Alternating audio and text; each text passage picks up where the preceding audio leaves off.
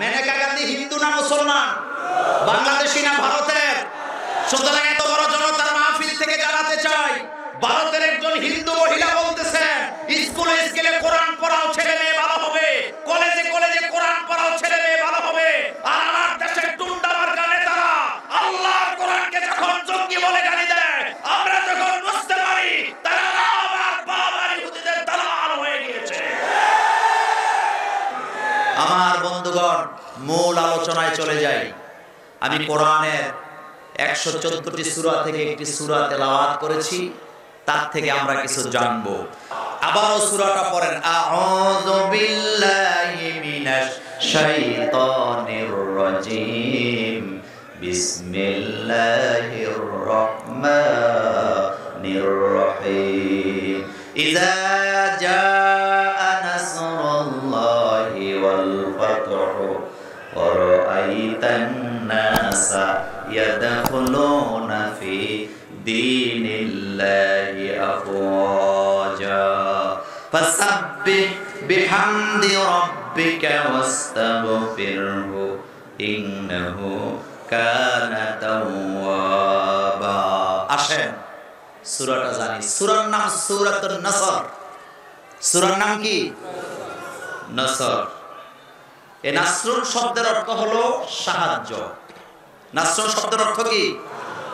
আয়াত সংখ্যা 3, রুকু সংখ্যা 1, নাজিল হয়েছে মদিনায় রাসূলুল্লাহ সাল্লাল্লাহু আলাইহি সাল্লামের ইন্তেকালের 3 মাস আগে।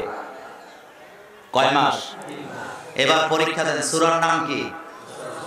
সবাই বলতে হবে। অর্থ কি? সাহায্য। আয়াত কয়টা? রুকু কয়টা? নাজিল হয়েছে কোথায়? নাজিল হয়েছে কোথায়? মদিনায়। রাসূল সাল্লাল্লাহু আলাইহি ওয়াসাল্লামের ইন্তেকালের কতদিন আগে? 3 মাস আগে।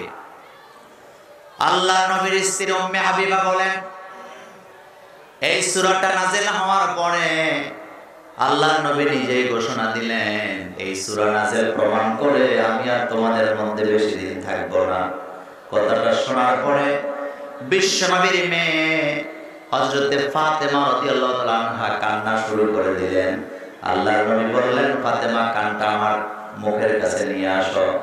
হযরতে ফাতেমা রাদিয়াল্লাহু তাআলা আনহা বিশ্বনবীর মুখের কাছে কানটা দিলেন। নবীজি কানে কানে বলে দিলেন, ফাতেমা কাঁদবা না, আমি বিদায়ের 6 মাসের মধ্যে তোমার সাথে কবর দেশে তোমার সাথে আমার দেখা হয়ে যাবে।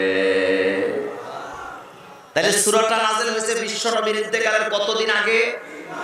মাত্র 3 মাস আগে।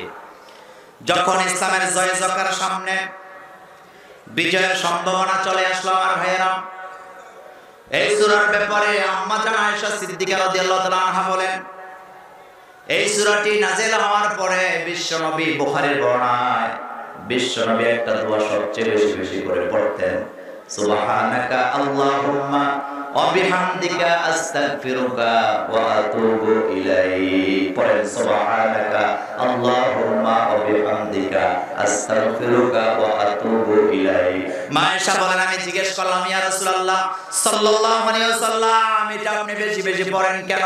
আল্লাহর হাবিব বললেন, সূরা নাসর নাজিল করে আল্লাহ আমাকে বলেছেন আমি যাতে বেশি বেশি তাসবিহ পড়ি আর তাওবা করি, সেজন্য এই দোয়াটা পড়ে আমার উম্মতকে শিখিয়ে গেলাম, তারা নিজেরাও যেন এই দোয়াটা পড়ে তারা যেন আল্লাহর কাছে তাওবা করে। আরেকটি বর্ণনা আসছে বুখারীতে, যতগুলি তাওবা আছে এই তাওবাটি এতটাই গুরুত্বপূর্ণ, রাসূলুল্লাহ সাল্লাল্লাহু আলাইহি ওয়াসাল্লামের ইন্তেকালের আগের 3টা মাস প্রতিদিন গড়ে এই তাওবাটা 200 বার করে তেলাওয়াত করতেন। কয়শো বার? কয়শো বার? আর আমাদের দেশে তাওবা করি আমরা পিসা হুজুরের পাগড়ি ধইরা।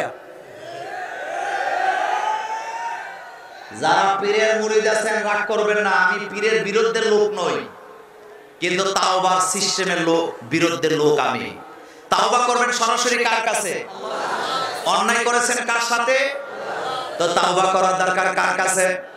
কিন্তু আমাদের দেশে তাওবার সিস্টেমটা শুনেন, পিসা হুজুর আসবেন, পাগড়িটা ছেড়ে দিবেন, মুরিদরা তার পাগড়ির ভিতরে ধরবেন, ধরার পরে পিসা হুজুর বলবেন চোখ বন্ধ করো। কি বন্ধ করো? আচ্ছা আপনারা বলেন তো, ইসলামের চোখ বন্ধ করার কথা বলছে না খোলা রাখতে বলছে? আমি জানি এখানে অনেক আলেম বসে আছেন, আমার চেয়ে বড় বড় আলেম। আচ্ছা নামাজে যদি কেউ ইচ্ছা, নামাজের চোখ খোলা থাকে না বন্ধ থাকে? কথায় আসছে কেন? নামাজের চোখ খোলা থাকবে না বন্ধ থাকবে? কেউ যদি ইচ্ছা করে নামাজের চোখ বন্ধ করে রাখে, নামাজ মাকরুহ হবে কি হবে না? সুতরাং আপনি কিসের তালিম দিচ্ছেন? মুসলমানের জন্য হয়েছে চোখ বন্ধ রাখার জন্য নয়, চোখ খোলা রাখবে। যেখানেই বিপদ, যেখানেই অন্যায়, সেখানেই মুসলমান চোখ খুলে প্রতিবাদ করবে। নামাজের চাইতে শ্রেষ্ঠ ইবাদত পৃথিবীতে আর আল্লাহ বলতেছেন নামাজে চোখ খোলা রাখতে, আর পিশা হুজুর বলতেছে চোখ বন্ধ করে রাখতে। আপনি কি বুঝাইলেন? আপনি কিসের তাওবা করাইলেন? হযরত ইব্রাহিম আলাইহিস সালাম তিনি মুতাওয়াজ্জিহ হলেন প্রথম চাঁদের দিকে, তারকার দিকে, চাঁদের দিকে, সূর্যের দিকে। তিনি তিনটাকে ক্যান্সেল করে দিলেন। তিনি বললেন এইগুলির দিকে মুতাওয়াজ্জিহ হওয়া যাবে না, মুতাওয়াজ্জিহ হতে হবে কার দিকে? আপনারা বলেন আমরা কাবার দিকে ফিরে নামাজ আদায় করি কি করি না? কিন্তু আমরা কি কাবার দিকে ফিরে না, যখন আমরা নামাজ আদায় করি আমরা কি কাবার দিকে মুতাওয়াজ্জিহ থাকি না আল্লাহর দিকে মুতাওয়াজ্জিহ থাকি? তাহলে আপনি যখন তাওবা করেন আপনিও মুতাওয়াজ্জিহ থাকা কার দিকে? আপনি তো আল্লাহর দিকে মুতাওয়াজ্জিহ হবেন। আর তাওবার সিস্টেমটা কি? পাগড়ি ধরে পিশা হুজুর শিখায় দেয় চোখ বন্ধ করেন। তো বন্ধ করার পরে কয় আমি আমার কলম, আমি মুতাওয়াজ্জিহ আছি আমার কলমের দিকে, আমার কলম মুতাওয়াজ্জিহ আছে আমার ল্যাংটা বাবার দিকে, ল্যাংটা বাবার কলম মুতাওয়াজ্জিহ আছে দাদা হুজুরের দিকে। বলে কি বলে না? বিশ্বাস করেন কোন মুসলমান মুমিন আল্লাহ ছাড়া কারো দিকে মুতাওয়াজ্জিহ হতে পারবে না, পারবে না, পারবে না। মুতাওয়াজ্জিহ তো হবেন আপনি আল্লাহর দিকে। কার দিকে? হযরত ইব্রাহিম আলাইহিস সালাম যখন তারকা দেখলেন, ফালাম্মা জান্না আলাইহিল লাইলু রাআ কাওকাবা ক্বালা হাযা রাব্বি, যখন তিনি তারকা দেখলেন বললেন এটা আমার রব। যখন তারকা অস্ত গেল তিনি বললেন না, যে জিনিস অস্ত যায় সেটা আমার রব হতে, ক্যান্সেল করে দিলেন। ফালাম্মা রাআল কমার, তিনি চাঁদ দেখলেন, তিনি বললেন না এটা, যখন চাঁদ অস্ত গেল তিনি বললেন না এটা আমার রব হতে পারে না। এরপরে তিনি দেখলেন সূর্য, ফালাম্মা রাআশ শামসা বাযিগাতান ক্বালা হাযা রাব্বি হাযা আকবার, এটা সবচেয়ে বড়, এটা আমার রব। কিন্তু সূর্য যখন অস্ত গেল তিনি বললেন না এটাও আমার রব হতে, তিনি বললেন একটাও আমার রব না, এগুলাকে যিনি চালান তিনি আমার রব। বসা থেকে দাঁড়ায় গেলেন, দাঁড়িয়ে বলেন ইন্নী ওয়াজ্জাহাতু, বলেন সবাই ইন্নী ওয়াজ্জাহাতু ওয়াজহিয়া লিল্লাযী ফাতারাস সামাওয়াতি ওয়াল আরদা হানিফা ওয়া মা আনা মিনাল মুশরিকিন। মুতাওয়াজ্জিহ হলেন কার দিকে? তাহলে আমরা যখন তাওবা করব সরাসরি কার কাছে তাওবা করবে? বুখারী থেকে বলছিলাম, মা আয়েশা বলেন এই সূরা নাজিলের পরে বিশ্বনবী সবচেয়ে বেশি দোয়া পড়তেন সুবহানাকা আল্লাহুম্মা ওয়া বিহামদিকা আস্তাগফিরুকা ওয়া আতুবু ইলাইক। এবার আসেন আলোচনায় চলে যাই। তিনটা বিষয় এখানে আলোচনা হয়েছে। কয়টা? তিনটা। তিনটার মধ্যে প্রথমটা হলো আল্লাহ পাক বলেন আমি তোমাদেরকে সাহায্য করব, আর আমি যখন তোমাদেরকে সাহায্য করব অটোমেটিকলি তোমাদের বিজয় আসবে। এইগুলো দুইটা। কয়টা? আর তিন নাম্বারের ভিতরে তিনটা আছে, ফাসাব্বি বিহামদি রাব্বিকা ওয়াস্তাগ। তোমরা যখন বিজয় লাভ করবে তাসবিহ করবে কার? প্রশংসা করবে কার? আর তাওবা করবে কার কাছে? আল্লাহ পাকের কাছে। আসেন একটা একটা করে আলোচনা করি। আল্লাহ রাব্বুল আলামিন বললেন বান্দা পেরেশান হওয়ার কোনো কারণ নাই। ইযা জাআ নাসরুল্লাহ, যখন তোমাদের জন্য আল্লাহর পক্ষ থেকে সাহায্য আসবে, তাহলে বোঝা গেল দুনিয়ার কোন মুমিনকে দুনিয়ার কেউ সাহায্য করতে পারবে না। সাহায্যটা অটোমেটিকলি আসবে কার কাছ থেকে? কোন সন্দেহ আছে? আমরা যখন বিপদে পড়ি আমাদের কাছে সাহায্য আসে কার কাছে? কিছু চিকন কথা বলে দিয়ে যাই। আমাদের দেশে কোন মানুষ যখন বিপদে পড়ে যায় 2 লাখ, 4 লাখ, 5 লাখ, 2.5 লাখ বার দোয়ায়ে কুনুত পড়া হয়। কি বলে? দোয়ায়ে ইউনুস পড়া হয়। কি পড়া হয়? কি পড়া হয়? দোয়ায়ে ইউনুস। ভাড়া করে আনা হয় 40 জন 50 জন আলেম দিয়া দোয়া পড়াবেন। এটা আমি নিষেধ করতেছি না, আমি শুধু বুঝাইতে চাইতেছি দোয়ায় কুনুত এটা যে আল্লাহ নাযিল করলেন, এটা একজনে বিপদ পড়লে আরেকজনে পড়ে দেওয়ার কোনো সিস্টেম নাই, বরং দোয়ায় কুনুত তো তিনিই পড়বেন যিনি বিপদে পড়বেন। আর দোয়াই নস কি বলে, দোয়াই নস তিনিই পড়বেন যিনি বিপদে পড়বেন। আচ্ছা আপনারা বলেন তো, এই দোয়াই নসটা সবার আগে পড়েছিলেন কে? কথা বলে না। সবার আগে পড়েছিলেন কে? ইউনূস আলাইহিস সালাম। কে পড়েছিলেন? হযরত ইউনূস আলাইহিস সালাম বিপদে পড়লেন। বিপদে পড়ার পরে তিনি নিজেই দোয়াই নস পড়লেন। বিশ্বনবী নিজেও বললেন, তোমরা যখন নিজেরা বিপদে পড়ো দোয়াই ইউনূস পাঠ করো, আল্লাহ রাব্বুল আলামিন ইউনূস আলাইহিস সালামের মতো তোমাদেরকে ক্ষমা করে দিবে। ইউনূস আলাইহিস সালাম নিজের মাতৃভূমিকে ত্যাগ করে জাহাজে উঠলেন, দেশ ত্যাগ করবেন। বিরাট বড় জাহাজ, মেশিন চালু হয় না। জাহাজের ক্যাপ্টেন বলে দিলেন, এইখানে একজন লোক আছেন যিনি তার মালিকের পারমিশন ছাড়া জাহাজের মধ্যে উঠেছে, কে সেটা খুঁজে বের করা যাচ্ছে না। লটারি দেওয়া হলো, প্রথমবার নাম উঠলো ইউনূস আলাইহিস সালামের। লোকেরা বিশ্বাস করে না, কয় না এত ভালো মানুষ এই কাজ করবে না। আবার লটারি দেওয়া হলো, আবারও কার নাম?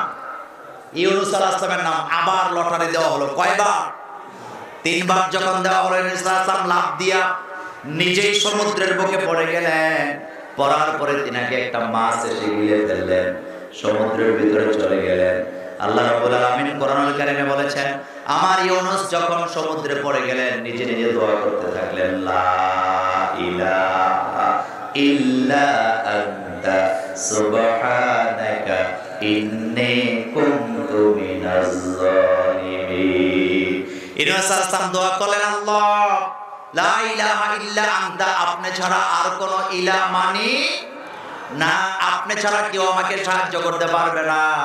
আল্লাহ বলেন, ফাস্তাজাবনা লাহু, আমি আমার ইউনূসের ডাকে সাড়া দিলাম। শুধু ছাড়াই দেই না, আমার ইউনূসকে আমি বিপদ থেকে বাঁচায়া দিলাম। সে আল্লাহ এখন আর নাই, আছে তো আগের মতো ক্ষমতা আল্লাহ নাই। তাহলে বিপদে পড়বে যে দোয়াই ইউনূস পড়বে। কথা আরেকটু জোরে বলতে হবে, বিপদে পড়বে যে দোয়াই ইউনূসও পড়বে। বাপ মারা গেছে যার, দোয়া করবে সে, বারাটিয়া না। বারাটিয়া দিয়ে দোয়া করালে হবে? বিশ্বাস করেন, কথা ঠান্ডা মাথায় চিন্তা করেন। আপনার আব্বা মারা গেল, আমাকে কুমিল্লা থেকে ভাড়া করে আনলেন 5000 টাকা দিয়া। আমি এসে দোয়া করলাম, আপনি মনে মনে খুশি। মোল্লা নাজিমকে আনছিলাম, 5000 টাকা দিয়ে দিছি, দোয়া করছে, হতে পারে বাবা জান্নাতে চলে গেছে। মোছে তেল দেয়া কোনো লাভ নাই। তার কারণ হলো আমি মোল্লা নাজিম, আমার আব্বা মারা গেছে 19 বছর, আম্মা মারা গেছেন 21 বছর। আমি মোল্লা নাজিম নিজেই জানি না আমার আব্বা আম্মা জান্নাতে না জাহান্নামে। তো যে মোল্লা নাজিম নিজেরটা নিজে জানে না, মা বাবা জান্নাতে না জাহান্নামে, আরেকজনের বাবারে মোল্লা নাজিম দোয়া করে জান্নাত দিব কেমনে? কিভাবে দিতে পারে, কিভাবে সম্ভব? সেজন্য আপনি দোয়া করেন, আপনার জন্য দোয়া আছে না নাই? আমাদের মা বাবার জন্য দোয়া আমাদেরকে শিখিয়েছেন কে? বলেন, রব্বিরহামহুমা কামা রব্বায়ানি সগীরা। তাহলে সাহায্য চাইতে হবে কার কাছে? ইনডাইরেক্ট না ডাইরেক্ট? আমার আল্লাহ কানে শোনে না, চোখে দেখেন না, আমাদের খবর রাখেন না। আমার বন্ধুগণ, আমরা যখন রুকুতে যাই তখন কি বলি? সুবহানা রাব্বিয়াল আযীম। রুকু থেকে দাঁড়াবার সময় কি বলেন? সামি আল্লাহু লিমান। এটার অর্থ কি? আমি যে প্রশংসা করলাম, আমার আল্লাহ আমার প্রশংসা নিজ কানে। তো যে আল্লাহ আপনি প্রশংসা করলেন নিজ কানে শোনেন, সেই আল্লাহ আপনার রিকশাওয়ালা, ঠেলাওয়ালা, গরিব মানুষ, আপনি যখন প্রার্থনা করেন তখন বোধহয় আল্লাহ শোনে না। তখন বোধহয় আল্লাহ শোনে না। আল্লাহ শোনে কি শোনেন না? ডাইরেক্ট চাইবেন না ইনডাইরেক্ট চাইবেন? ডাইরেক্ট চাওয়ার জন্য আমাদেরকে দোয়া শিখিয়ে দিয়েছেন কে? পড়েন, রব্বানা আতিনা। সবাই রব্বানা আতিনা ফিদ দুনিয়া হাসানাতাও ওয়াফিল আখিরাতি হাসানাতাও ওয়া কিনা আযাবান নার। আল্লাহু আকবার। তাহলে আজকে যত জনতা এখানে হাজির হয়েছে, যত রকমের বিপদ আপদ আসুক সব বলবেন কার কাছে? কারণ আমাদের জন্য সাহায্যের ঘোষণা দিয়েছেন কে? ইযা জাআ নাসরুল্লাহ, আল্লাহ বলেন যখন আমার পক্ষ থেকে তোমাদের জন্য সাহায্য আসবে, তোমাদের বিজয় কেউ ঠেকায় দিতে পারবে না। আমি আল্লাহ যখন সাহায্য করব, বুঝতে হবে তোমাদের বিজয়টা তোমাদের নিকটবর্তী হয়ে গিয়েছে। আজকের পৃথিবীর চিত্র প্রমাণ করে, আজকের পৃথিবীর মুসলমানকে আল্লাহ কিয়ামতের আগে যে বিজয় দেওয়ার কথা, সেই বিজয়ের গন্ধ আমরা অলরেডি পাচ্ছি ইনশাআল্লাহ। আমি দুই একটা প্রমাণ দেব, দুই একটা প্রমাণ। আমার বন্ধুগণ, এই পৃথিবীতে আমাদের পার্শ্ববর্তী দেশের নাম কি? সবাই কয় না। পেঁয়াজ বন্ধ করছে কোন দেশ? পেঁয়াজ দিছে কোন দেশ? দোকানে এখন আর সিঙ্গারার সাথে পেঁয়াজ দেয় না, পেঁপে দেয়, পেঁপে। ওই দিন আমি একজনের বললাম পেঁপে দেন কেন? কয় চিন্তা করে না, কদিন পরে মূলা দেবো। কি দিবে? কি দিবে? একটা একটা বলবো। আমাদেরকে সাহায্য করবেন কে? এবার ঠান্ডা মাথায় শোনেন। ভারতে বাবরি মসজিদ ভাঙার ঘোষণা দিল। তারা ভাবছিল এই ঘোষণার পরে আমরা গন্ডগোল করব, কিন্তু তারা জানে না আমরা গন্ডগোল করি না জাতি না, আমরা তো ওই জাতি যেই জাতির উত্তরসূরিরা কাবাগরের চাবির মালিক ছিলেন। আব্রাহা যখন কাবাগর ভাঙতে আসছিলেন, আমাদের উত্তরসূরিরা যুদ্ধ করে নাই, সেটা আল্লাহর হাতে ছেড়ে দিয়েছিলেন, আর আল্লাহ আব্রাহাকে জমিনের সাথে মিশিয়ে দিয়েছিলেন। সুতরাং ভারত যদি আমাদের বাবরি মসজিদ ভাঙতে চায়, আমরা তাদের দিকে চোখ দেব না, তাদের মন্দিরে আমরা হাত দেব না। কারণ এই বাবরি মসজিদের মালিক আমরা নই, বাবরি মসজিদের মালিক কে? আমরা মোল্লারা হইলাম সাবির মালিক, কেয়ারটেকার। আমরা কি? এবার শোনেন ভারতের মূল ঘটনা। যেদিন থেকে এই রায় হলো তার কয়েকদিন পরে ভারতের শিশু ও মহিলা বিষয়ক মন্ত্রণালয়ের দায়িত্ব যিনি আছেন, তার নাম হলো মেনকা গান্ধী। কি নাম? এই মেনকা গান্ধী তার একটা অনুষ্ঠানে ঘোষণা দিলেন, ভারতের যুবক যুবতীদের চরিত্র নষ্ট হয়ে গেছে, ভারতের ছেলে মেয়েদের চরিত্র নষ্ট হয়ে গেছে। সুতরাং ভারতের যুবক যুবতীদের চরিত্র যদি ভালো করতে চাও, তোমাদের মন গড়া শিক্ষানীতি দিয়া ভারতের ছেলে মেয়ের চরিত্র ভালো করতে পারবা না। মুসলমানের কাছে যে কোরআন আছে, ভারতের প্রত্যেকটা স্কুলে স্কুলে কলেজে কলেজে যদি কোরআন পড়াতে পারো, ছেলে মেয়েদের চরিত্র ভালো হবে, নতুবা চরিত্র ভালো হবে না।